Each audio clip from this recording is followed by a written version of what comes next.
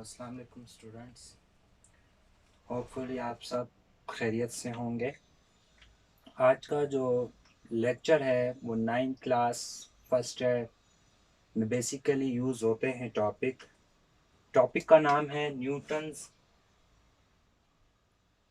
Law of motion. Okay, topic का नाम है न्यूटन्स लॉ ऑफ मोशन। सबसे पहले तो इसका जो साइंटिस्ट थे वो न्यूटन थे। न्यूटन ने ये लॉ पेश किया था अपना, ये 1687 ईस्वी में इसने अपने लॉज जो हैं पेश किए थे न्यूटन्स ने। तीन लॉज बेसिकली जो उसके मेन प्रिंसिपल थे लॉज के वो थ्री हैं, जिसको नाम दे दिया फर्स्ट लॉ ऑफ मोशन जिसको लॉ ऑफ इनर्शिया भी कहते हैं, सेकंड लॉ ऑफ मोशन जिसको लॉ ऑफ एक्सेलरेशन, और थर्ड लॉ ऑफ मोशन जिसको फोर्स जो बेसिकली फोर्स ऑफ जिसको लॉ ऑफ फोर्स भी कहते हैं। तो इसके सबसे पहले तीन लॉ है, वन बाय वन हम इसको स्टडी करेंगे, जिसमें है फर्स्ट लॉ ऑफ मोशन, या इसको लॉ ऑफ इनर्शिया भी कहते हैं। इनर्शिया कहते हैं जमूद के कानून को उर्दू में। अगर पेपर में आ जाए लॉ ऑफ इनर्शिया क्या है तो स्टूडेंट्स कंफ्यूज ना हो, फर्स्ट लॉ ऑफ मोशन को ही लॉ ऑफ इनर्शिया कहते हैं। इसका बेसिकली जो स्टेटमेंट है इस लॉ की वो ये है कि जो बॉडी है वो मोशन में हो या रेस्ट में हो, ठीक है। A body is said to be in rest और इन मोशन, ठीक है। इट्स रिमेन मोशन और इट्स रिमेन रेस्ट। वो बॉडी है, जो बॉडी है वो रेस्ट में है, वो रेस्ट में रहना पसंद करेगी। जो मोशन में है वो मोशन में रहना पसंद करेगी, until there be not apply an unbalance expect external force. जब तक हम उस पर कोई बैरूनी फोर्स ना लगाएं तो वो बॉडी जो है वो रेस्ट पे है, रेस्ट पे रहना पसंद करेगी। मोशन में है तो मोशन में रहना पड़ेगी। इसको फर्स्ट लॉ ऑफ मोशन या लॉ ऑफ इनर्शिया भी कहते हैं। लेट्स सपोज मेरे पास एक मार्कर है, ये रेस्ट में है। ये तब तक रेस्ट में रहेगा जब तक इस पर मैं कोई एक्सटर्नल फोर्स, बैरूनी फोर्स इस पे अप्लाई ना कर लूं, इसको मजबूर ना करूं कि ये अपनी पोजीशन से मूव करे। और जैसे कि फैन की मिसाल है, फैन है वो मूव करता रहता है तब तक मूव करता रहेगा जब तक स्विच जो है उसका ऑफ ना कर दें, तो वो मोशन में ही रहना पसंद करेगा, ठीक है। ये इसकी थोड़ी सी मिसालें हैं, इसकी स्टेटमेंट लिख लें। Newton first law of motion states that, inverted commas में लिख लें स्टेटमेंट को, कि a body is said to be rest और मोशन। एक बॉडी है उसको हम रेस्ट या मोशन में कह सकते हैं। इट रिमेन्स रेस्ट और मोशन,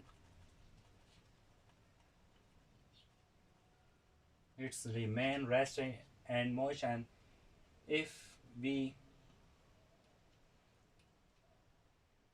applied या experiences unbalanced external force is called या is known as Newton's first law of motion, और स्लेश डाल के इसको लॉ ऑफ इनर्शिया भी कहते हैं। Law of inertia, okay. ये तो थोड़ा सा मैंने बता दिया आपको कि मैं दोबारा रिवाइज कर लेता हूँ। एक बॉडी है वो रेस्ट में है, वो रेस्ट में रहना पसंद करेगी, और एक बॉडी है वो मोशन है तो मोशन में रहना पसंद करेगी। वो तब तक रेस्ट या मोशन में रहेगी जब तक उस पर कोई हम एक्सटर्नल फोर्स, बैरूनी कुव्वत उस पर फोर्स ना लगाएं तो वो जो है फोर्स जो है एक्सपीरियंसेस नहीं कर सकती, अपनी जगह को छोड़ नहीं सकती। इसको फर्स्ट लॉ ऑफ मोशन या लॉ ऑफ इनर्शिया भी कहते हैं। सेकेंड लॉ ऑफ मोशन जो है न्यूटन का, सेकेंड लॉ ऑफ मोशन, या इसको लॉ ऑफ एक्सेलरेशन भी कहते हैं, चूंकि इसमें एक्सेलरेशन की बात करते हैं। लेकिन इसकी मिसाल हम यूं समझ लें कि एक बॉक्स है, ठीक है, इसको मूव कराना है, ये रेस्ट पोजीशंस पे है। You know that, remember, rest position में जो इनिशियल वेलोसिटी है वो क्या होगी, जीरो होगी। चूंकि ये बॉक्स जो है ये डिस्प्लेसमेंट कवर नहीं कर रहा है, तो इसमें वेलोसिटी कैसे कवर होगी। चूंकि डिस्प्लेसमेंट क्या है, the shortest distance between two point, इस बॉक्स को मूव कराएंगे तो डिस्प्लेसमेंट पैदा होगा। डिस्प्लेसमेंट के पैदा होने से वेलोसिटी पैदा होती है, जैसे कि आपने पढ़ा है, the rate of change of displacement is known as velocity. और जब वेलोसिटी पैदा होगी तो किसी भी बॉडी या बॉक्स में जो है वो एक्सेलरेशन प्रोड्यूस होगा, ठीक है। लेट्स सपोज ये बॉक्स है, इसको मैंने मूव कराना है तो फोर्स लगाना पड़ेगी। इसके फोर्स लगने से ये बॉक्स जो है फासला कवर करेगा, डिस्टेंस कवर करेगा, डिस्प्लेसमेंट कवर करेगा। तो जो फोर्स लगी है उस पे क्या पैदा होगा, एक्सेलरेशन प्रोड्यूस होगा, ठीक है, एक्सेलरेशन पैदा होगा। और रिमेंबर, एक और बात नोट करने की है कि जो direction of force is always same as the direction of acceleration we will produce. जो फोर्स जिस डायरेक्शन पे लग रही है, एक्सेलरेशन भी उसी डायरेक्शन में प्रोड्यूस होगा, वहीं पे हमें मुहैया होगा जितनी जो डायरेक्शन फोर्स की होगी। लेट सपोज मैं बोलता हूं, अगर डायरेक्शन में जो है इस पे राइट की जानिब लगा रहा हूं, एक्सेलरेशन भी राइट की जानिब मूव होगा। अगर मैं इस बॉक्स को लेफ्ट की जानिब मूव कर रहा हूं तो एक्सेलरेशन की जानिब, एक्सेलरेशन की डायरेक्शन भी क्या होगी, लेफ्ट साइड पे होगी। अगर अपवर्ड करना है तो अपवर्ड, डाउनवर्ड करना है तो डाउनवर्ड। ये हमें कैसे पता चलेगा, डायरेक्शन ऑफ फोर्स। तो यहां से मतलब हमें एक इक्वेशन हम ड्राइव कर सकते हैं कि फोर्स की जो डायरेक्शन है वो किसकी डायरेक्शन होगी, एक्सेलरेशन की। तो Newton second law of motion में हम लिख लेते हैं कि फोर्स जो है वो डायरेक्टली प्रोपोर्शनल होता है किसके, एक्सेलरेशन के। यहाँ पे एक बात नोट करने की है कि डायरेक्टली और इनवर्सली प्रोपोर्शनल में क्या मुनासिबत है, क्या इसमें रिलेशनशिप है। डायरेक्टली प्रोपोर्शनल मीन, जिसको रास्त मुतनासिब कहते हैं, कि एक चीज को बढ़ाने से दूसरी चीज, दूसरी क्वांटिटी में भी इंक्रीमेंट आए, इंक्रीज हो, तो इसको हम क्या कहते हैं, डायरेक्टली प्रोपोर्शनल है, ठीक है। जैसे हम फोर्स को इंक्रीज करें, इंक्रीमेंट लाएं, एक्सेलरेशन में इंक्रीमेंट हो, इसको हम कहते हैं डायरेक्टली। अगर हम फोर्स को डिके की तरफ लाएं, डिक्रीज करें, एक्सेलरेशन भी डिक्रीज हो, डिके की तरफ जाए, तो उसको हम डायरेक्टली ही कहते हैं। और इस पे एक और एग्जांपल आपको दे दूं। ये तो हमने एक इक्वेशन इस पे ड्राइव किया। अगर मैं बोलता हूँ, फर्ज करें इस पे मैं, ये बॉक्स 100 kg का है, ये 1000 kg का है, इस पे फोर्स 100 न्यूटन लगा है, इस पे भी फोर्स 100 न्यूटन लगा है। तो आप कहेंगे कि जिस बॉडी का मास स्मॉलेस्ट होगा, स्मॉलेस्ट बॉडी का जो मास है उस पे ज्यादा कम जो है फोर्स वो लगेगी, ठीक है। जैसे 100 kg पे मास है, फोर्स इस पे कम लगेगा, 1000 पे इस पे फोर्स ज्यादा पड़ेगा। इन्वर्सली सी बात है, ये तो आम एनवायरनमेंट की बात है कि जितना ज्यादा वजन होगा उतनी ज्यादा मुश्किल से हमें जो है ज्यादा फोर्स लगाना होगी इसको पकड़ने के लिए। तो यहाँ पर हम दूसरा, यहाँ पर हम एक अखज करते हैं नतीजा कि जो भी बॉडी है उस पर हम फोर्स लगाएं, वो मास के वेट के जो है क्या होगा, इनवर्सली प्रोपोर्शनल में है। इनवर्सली प्रोपोर्शनल में यहाँ पर आप लोग ने बात नोट करने की है कि वो न्यूमिनेटर डिनोमिनेटर में जो वैल्यू आ जाए, न्यूमिनेटर डिनोमिनेटर में जो वैल्यू आ जाए, ये इनवर्सली कहलाता है। इट्स मीन कि अगर हम फोर्स को इंक्रीज करें तो मास क्या होगा, हमारे पास डिक्रीज होगा, और अगर हम इसको डिक्रीज करें, फोर्स क्या होगा, हमारे पास इंक्रीज होगा। ये इनवर्सली प्रोपोर्शनल है। एरो आप देख ले, अगर एक चीज को बढ़ा रहे हैं तो दूसरा चीज बढ़ेगा, इसमें कम होगा तो दूसरा भी कम, इसको बढ़ाएंगे तो ये कम होगा, इसको कम करेंगे तो मास क्या होगा, ज्यादा होगा। मैथ का असूल है, जब भी इक्वेशंस के राइट साइड सेम हो तो लेफ्ट साइड भी क्या होते हैं, सेम होते हैं। तो यहां पर आप लिख ले, कंपेयरिंग इक्वेशन 1 एंड 2, कंपेयर कर ले तो F डायरेक्टली प्रोपोर्शनल हो जाएगा हमारे पास A इंटू एम के, ओके। एंड अगेन वो बात कैलकुलेट करने की है। आपने यहाँ पे देखना है कि जब भी डायरेक्टली का साइन हम हटाते हैं तो एक कांस्टेंट यूज होता है जिसको हम कहते हैं कांस्टेंट ऑफ प्रोपोर्शनैलिटी, जो यहाँ पर के है, जो ए बराबर है। यहाँ पर के की वैल्यू हमेशा किसी भी मूविंग या रेस्ट या मोशन बॉडी में जो होगा वो 1 के बराबर होगा। इस इक्वेशन में अगर हम 1 पुट कर दें तो ये कुछ ऐसे ही आएगा वैल्यू, ठीक है।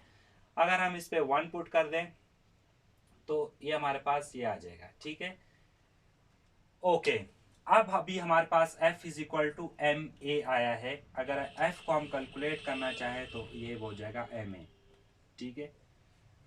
तो फोर्स जो है किसी भी बॉडी पर, फोर्स जो है वो मास और एक्सेलरेशन के, यहाँ पे आप इसको कैलकुलेट कर सकते हैं। यहाँ पे आप एक फोर्स की डेफिनेशन मतलब निकाल सकते हैं, ड्राइव कर सकते हैं अपने आप से कि जो the dot product of mass and acceleration is also called as force, ठीक है।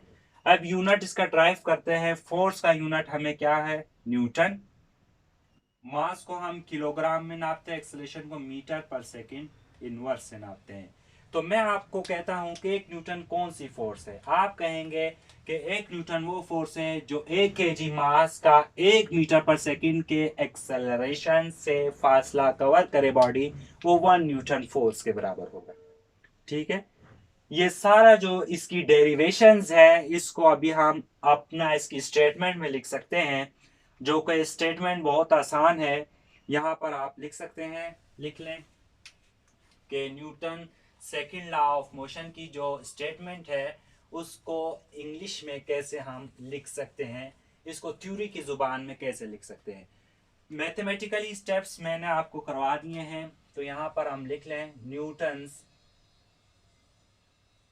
Second law of motion state that, inverted commas में लिख लें जो उसने कहा है, the force is directly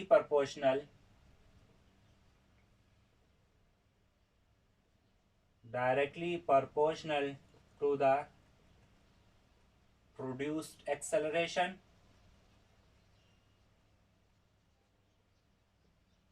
and inversely proportional to the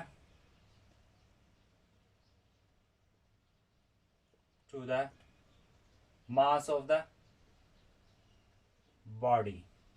यहाँ इसको दूसरे स्टेप में भी लिख लें, Newton's second law of motion is also called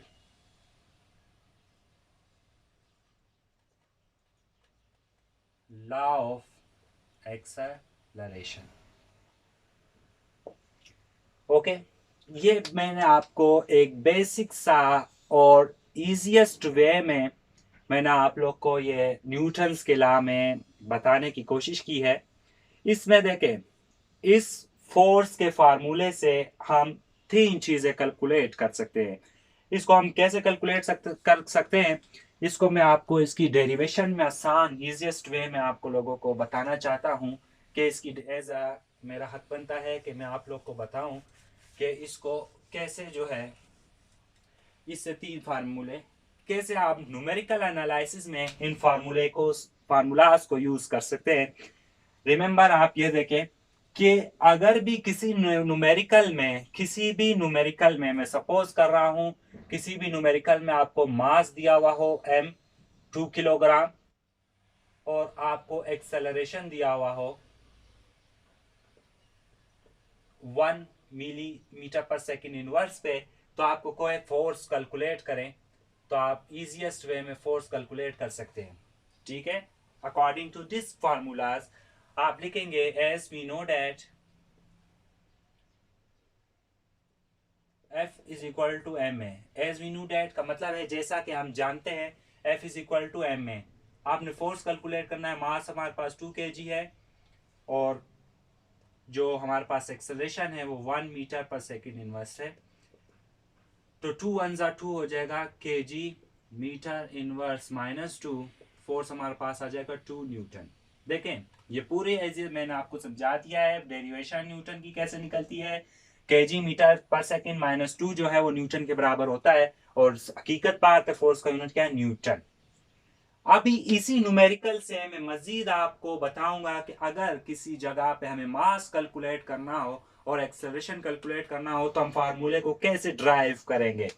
यहां पर देखें, अगर मैं बोलता हूं इधर से मैं मास कैलकुलेट करूं, मास वाली वैल्यू को आप यहीं पर रहने दें, एफ तो अपनी जगह पर ही है इक्वल के, यहां पर एक्सप्रेशन मल्टीप्लाई हो रहा है, इक्वल के दूसरी जानिब जाके क्या हो जाएगा, डिवाइड हो जाएगा। तो एक और फार्मूला हमारे पास निकल आया है, किसकी सूरत में, जहां न्यूमेरिकल में हमें क्या कैलकुलेट करना हो, मास कैलकुलेट करना हो। ओके, अभी इसी फार्मूले से मैं आपको बोलूं एक्सेलरेशन कैलकुलेट करना हो तो एक्सेलरेशन को आप यहीं पर रहने दें, ये ये जो मास है वो यहां पर मल्टीप्लाई हो रहा है, इक्वल के दूसरी तरफ जाके आप क्या कर देंगे, डिवाइड कर देंगे। ओके, तो ये फार्मूले का डेरिवेशन है, ये इक्वल के उस तरफ जाए तो मल्टीप्लाई, तो डिवाइड होगा, डिवाइड है तो मल्टीप्लाई होगा।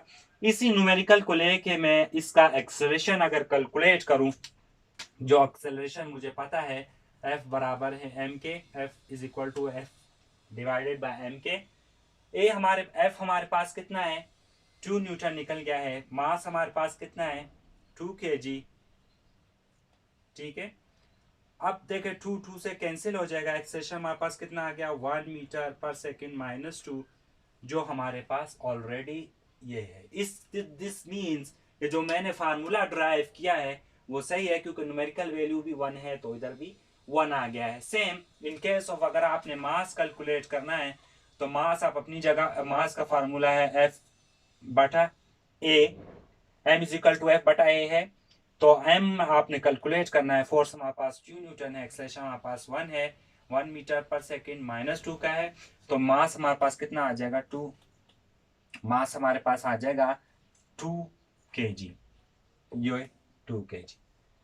तो बीइंग इंजीनियर जो है मैं, ये हमने न्यूमेरिकल एनालिसिस बहुत किया है, फार्मूले की डेरिवेशंस हमने बहुत सीखी हैं, डेट्स वाई मैं आप लोगों को बेसिक सा बता रहा हूँ।